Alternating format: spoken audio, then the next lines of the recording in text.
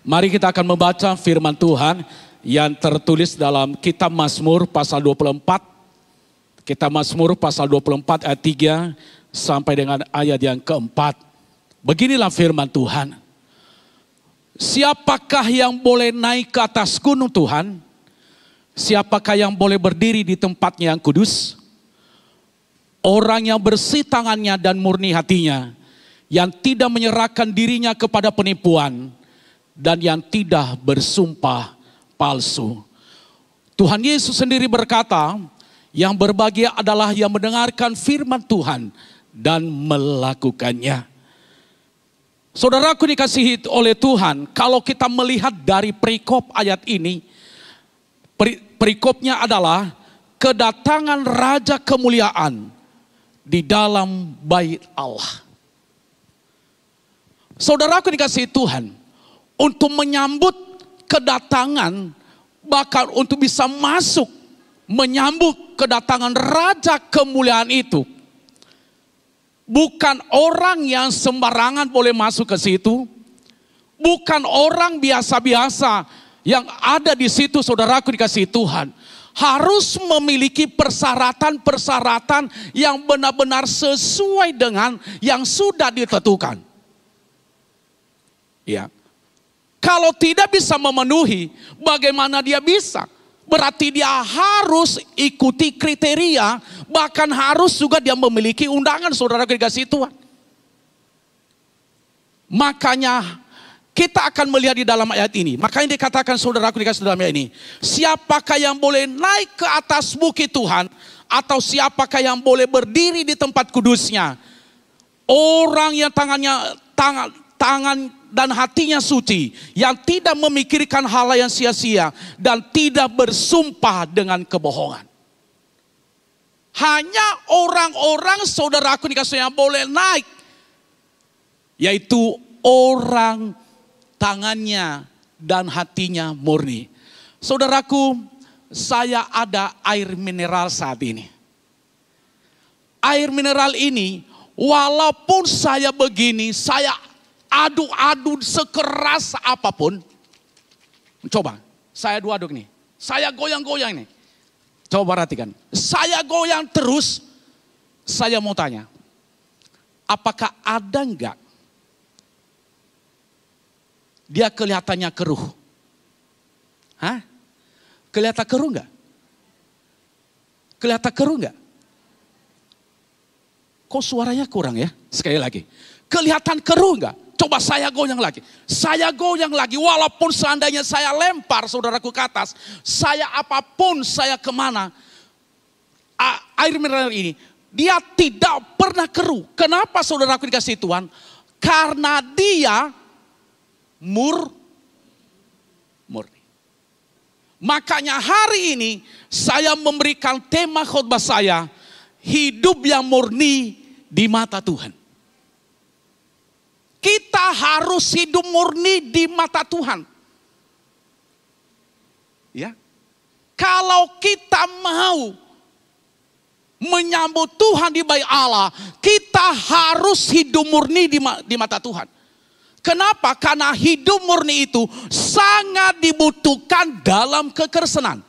Hidup murni itu salah satu syarat bisa menyambut Allah. Hidup yang murni itu salah satu syarat saudaraku dikasihi Tuhan, berkenan kepada Tuhan.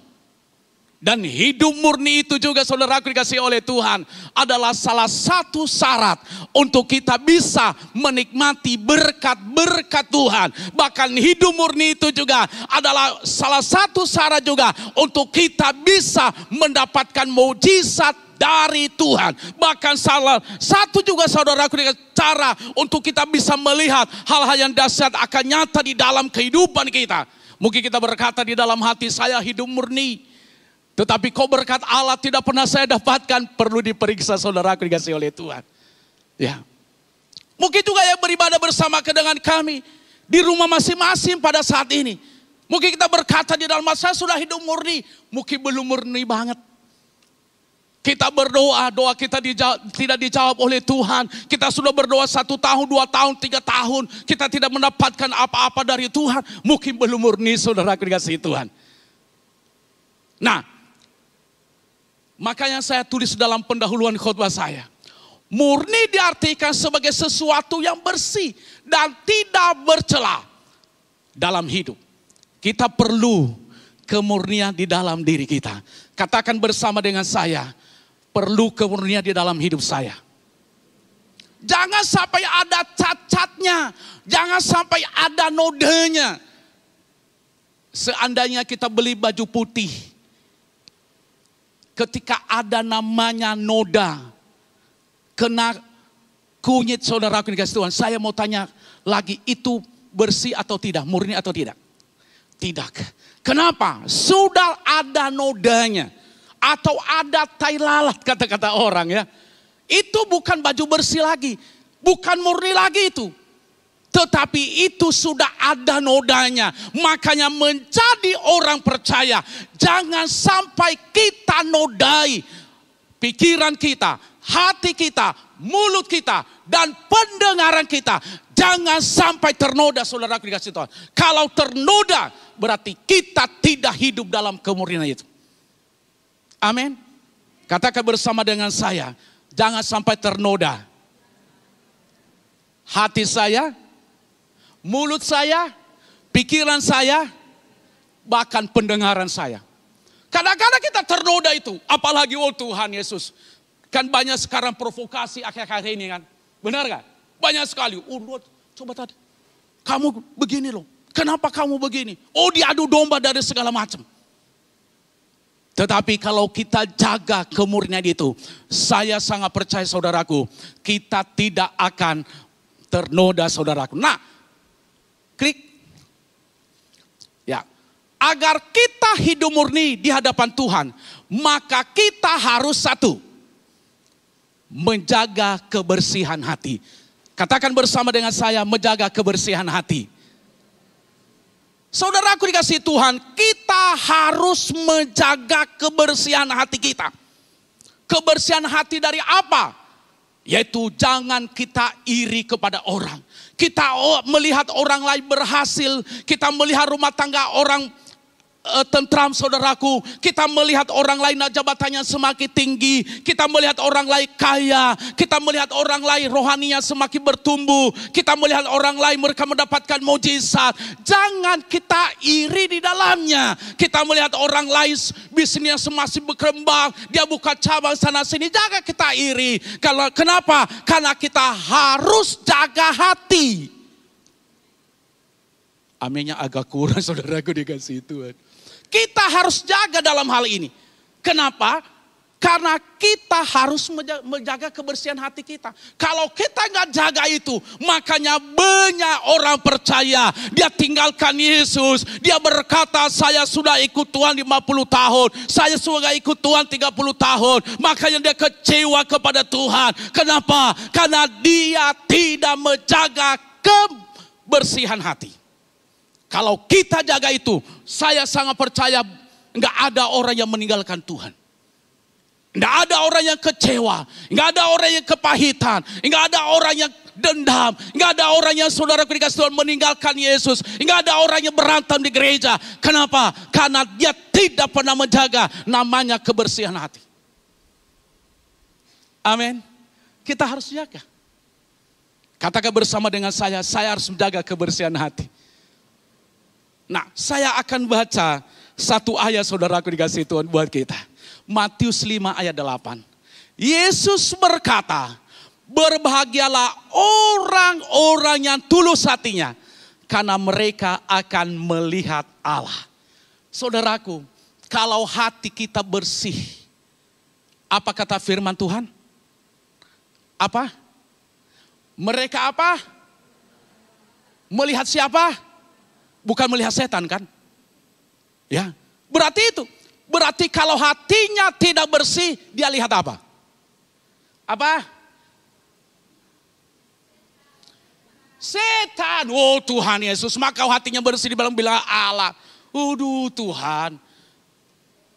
Melihat Allah kalau hati kita bersih. Makanya hati ini jangan sampai kita nodai. Makanya di dalam kitab Amsal, jagalah hatimu dengan segala kewaspadaan. Karena dari situ terpancar apa? Kehidupan. Kita harus menjaga hati kita. Kenapa? Karena dari situ terpancar kehidupan. Makanya jangan kita heran kenapa banyak orang-orang yang berhasil ikut Tuhan. Karena dia jaga hidupnya di situ. Dia menjaga hatinya supaya jangan sampai ternoda. Ya. Saudaraku, marilah jangan sampai kita menjadi orang percaya asal-asalan. Janganlah sampai kita menjadi bapak rumah tangga yang tidak bisa menuntun rumah tangga kita agar semakin maju di dalam Tuhan. Makanya seorang suami harus bisa menjaga hatinya supaya bersih. Jangan neko-neko di luar sana, saudaraku dikasih Tuhan. Karena banyak wewe gombel, saudaraku dikasih Tuhan. Jangan karena sudah berhasil ketika tidak punya apa-apa. Saudaraku dikasih Tuhan, setia sama istri.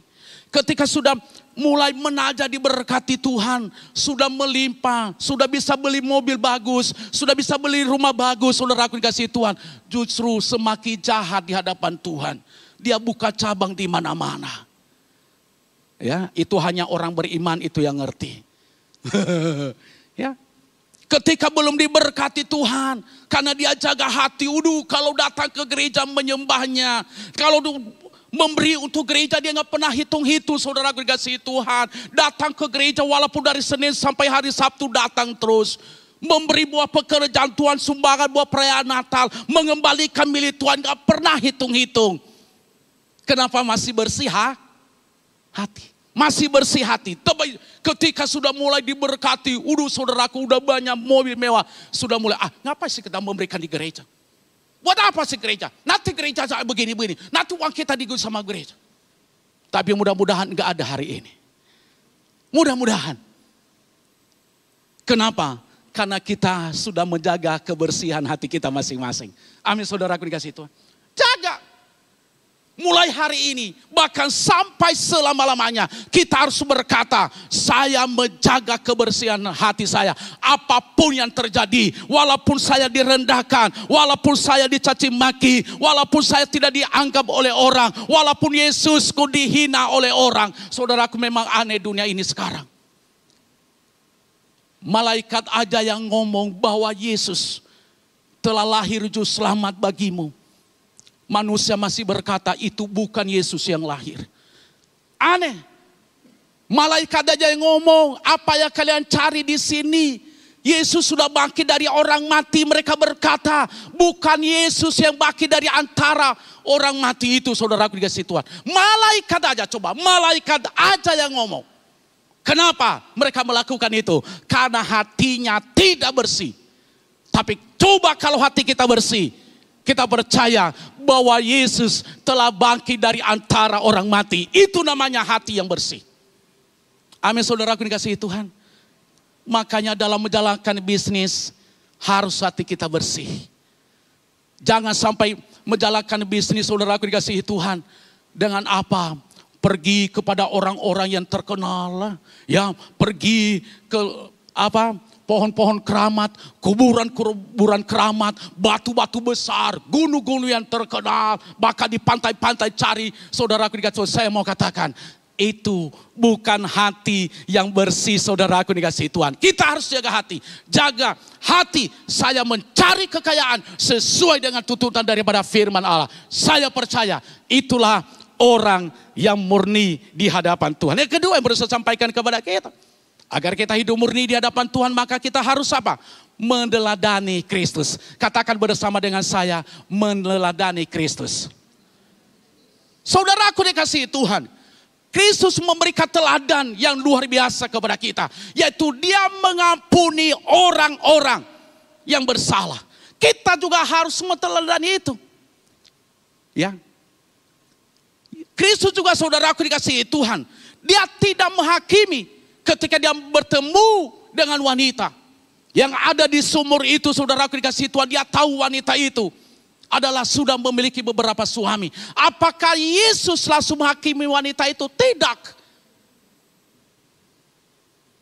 Enggak. Walaupun orang-orang berkata, Yesus datang, katanya Yesus, kok dia bergaul sama udah banyak suaminya, itu wanita kan, wanita yang gak beres ya. Kok dia bergaul? Dia tahu isi hati mereka. Yesus justru saudaraku dia kasihi Tuhan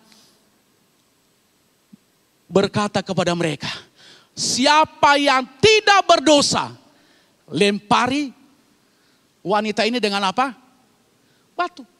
Gak ada yang berani. Kita harus meneladani Yesus dalam segala hal. Dalam ketaatannya. Kita harus meneladani Yesus. Kalau kita meneladani Yesus, saya sangat percaya saudaraku dikasihi Tuhan, kita adalah orang-orang yang hidup murni di mata Tuhan. Amin. Teladani Yesus. Jangan neko-neko dah. Jangan bilang, harus begini. Ikuti saja teladan yang Tuhan Yesus berikan kepada kita. Dan saya melihat di dalam Alkitab, orang-orang yang terus meneladani Yesus, apa yang terjadi? Mereka terus diberkati oleh Tuhan. Bahkan mereka melihat hal yang dasar akan nyata di dalam kehidupan mereka. Saya akan baca satu ayat buat kita. Sebab untuk itu kamu dipanggil, karena Kristus juga telah menderita bagimu, memberikan teladan supaya kamu menurut jejaknya, mengikuti. Artinya kemana Yesus pergi, apa yang diperintahkan di dalam firman Allah, kita harus teladani, harus kita lakukan. Ya. Saya mau katakan, kita tidak pernah akan rugi kalau meneladani Yesus.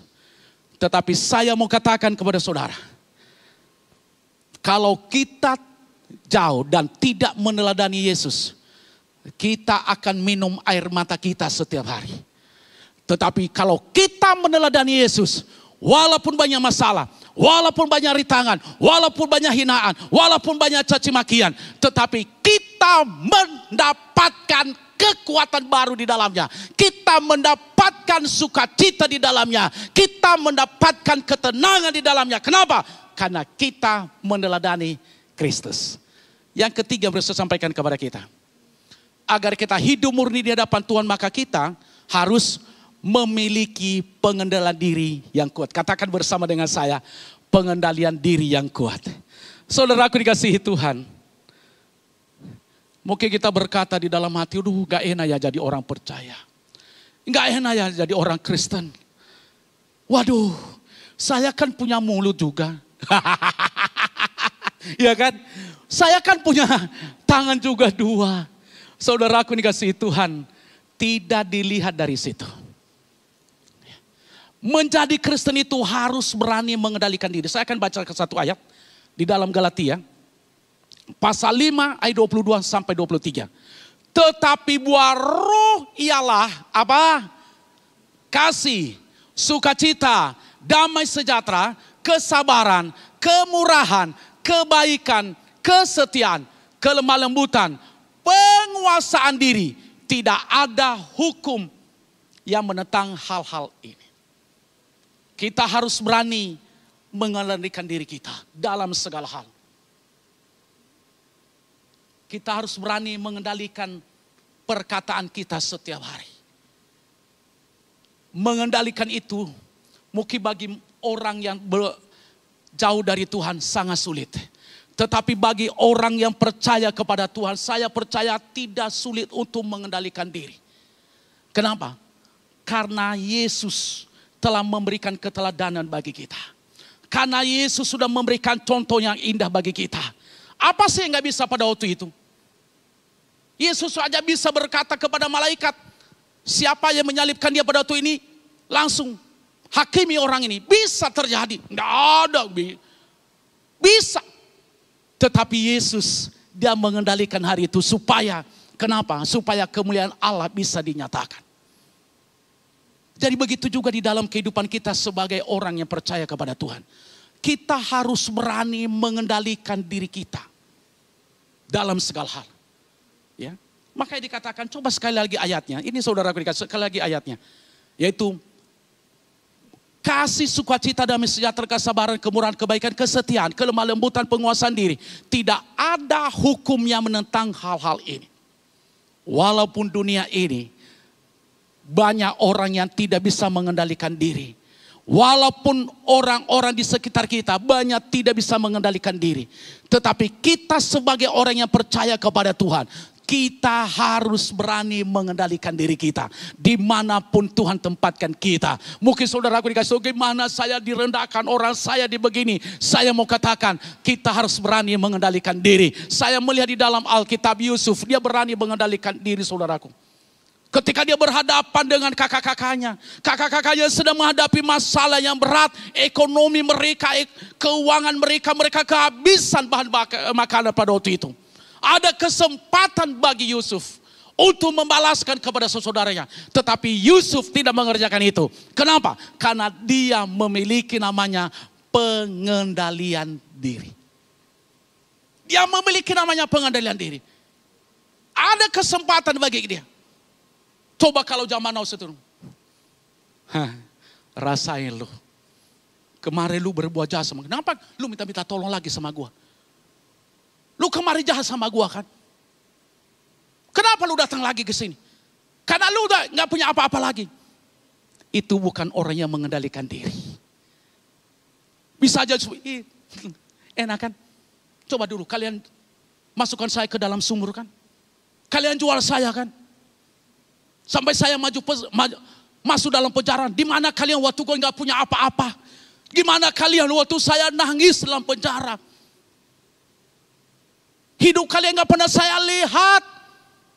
Ketika kalian nggak punya apa, baru datang lagi ke gua lu. Kadang-kadang bisa terjadi di dalam kehidupan kita. Kata-kata itu sebagai orang yang percaya kepada Tuhan. Tetapi kita mendengarkan firman Tuhan, jangan ada di dalam pikiran kita seperti begitu. Kita harus berkata, saya berani mengendalikan diri saya hari ini. Apapun yang terjadi, karena saya menjaga kemurnian hati saya. Saudaraku dikasihi Tuhan, yang keempat yang perlu saya sampaikan kepada kita. Yang keempat, agar kita hidup murni di hadapan Tuhan, maka kita harus konsisten menjauhkan dosa dan hidup dalam keadilan. Saya akan baca dua ayat. Yang pertama, klik. 1 Yohanes 3 ayat 3. Setiap orang yang menaruh pengharapan itu kepadanya, menyucikan diri sama seperti dia adalah suci. Yesaya 1 ayat 17. Belajarlah berbuat baik, usahakanlah keadilan, kendalikanlah orang kejam. Belalah hak-hak anak yatim, perjuangkanlah perkara janda-janda. Coba perhatikan yang pertama, setiap orang yang menaruh pengharapan itu kepadanya, menyucikan diri sama seperti dia yang adalah suci. Kita harus konsisten. Katakan bersama dengan saya, harus konsisten. Yaitu menjauhi dosa. Artinya konsisten itu mengambil keputusan yang sangat tepat. Bahwa hari ini saya tidak akan terpengaruh dengan dosa. Bahwa hari ini hidup saya selalu menyenangkan hati Tuhan. Hari ini saya tidak pernah terpengaruh dengan sekitar saya. Saya akan berikan contoh satu. Saudaraku dikasihi Tuhan, saya percaya kita adalah pemakan ikan yang sejati. Yaitu namanya ikan laut. Ikan laut itu dia berasal dari mana? Dari laut. Ketika kita goreng atau kuah ikan kakap merah dengan kepalanya, saya mau tanya, tanpa kita kasih garam, asin atau tidak? Hah? Kenapa tidak asin? Karena belum ada garam. Padahal dia berasal dari mana? Air laut asin atau tidak? Kenapa? Karena dia tidak pernah terkontaminasi di sekitarnya. Nah seperti begitu sebenarnya anak Tuhan. Walaupun kita berada di tengah-tengah pemabuk, walaupun kita berada di tengah-tengah orang jahat, walaupun kita berada dengan orang-orang yang tidak mengenal Tuhan, kita tetap konsisten. Kita tidak ikut menjadi pendosa. Kita tidak pernah ikut menjadi orang jahat. Kita tidak pernah ikut menjadi orang apa? Orang yang menghina nama Tuhan. Kita tidak pernah ikut menjadi pendosa yang mengata-ngatai orang lain, saudaraku. Kenapa? Karena kita adalah konsisten menjauhi dosa dan hidup dalam keadilan. Amin. Saudaraku dikasih Tuhan, jangan sampai kita yang terpengaruh. Tetapi hari ini saya mengingatkan kepada kita, kita harus konsisten, yaitu tidak ikut dosa dan kita juga harus hidup dalam keadilan. Pak, Bu, kalau kita memiliki anak harus adil sama anaknya. Jangan ada anak emas, jangan ada anak perak, jangan ada namanya anak perunggu. Ya, amin. Amin.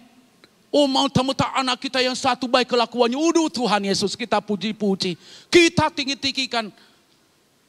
Itu namanya bukan orang adil. Mentah-mentah yang satu nilainya jelek, kita rendahkan di depan orang, itu bukan adil. Secara tak langsung orang tua sudah menaruh roh pemecah belah di antara mereka. Kalau orang tua memperlakukan itu. Tapi kalau adil itu, saudaraku dikasih Tuhan, apapun itu sama-sama kita memperlakukan mereka. Kita hukum sama-sama. Kita memberikan juga apresiasi sama-sama. Itu namanya hidup dalam keadilan. Makanya saudaraku dikasih Tuhan, kalau mau kita naik, masuk ke dalam bait Allah, kita harus menjaga, yaitu murni di hadapan Tuhan. Saya ambil kesimpulan saya dalam khotbah saya undang pemain musik maju ke depan. Dengan memelihara hati yang suci, mengikuti teladan Kristus, mengendalikan diri menjauhi dosa, dan mencari keadilan, kita dapat menjalani hidup yang murni di mata Tuhan. Sukses buat saudara. Tuhan Yesus memberkati. Mari kita bangkit beri bersama-sama, saudaraku dikasihi Tuhan.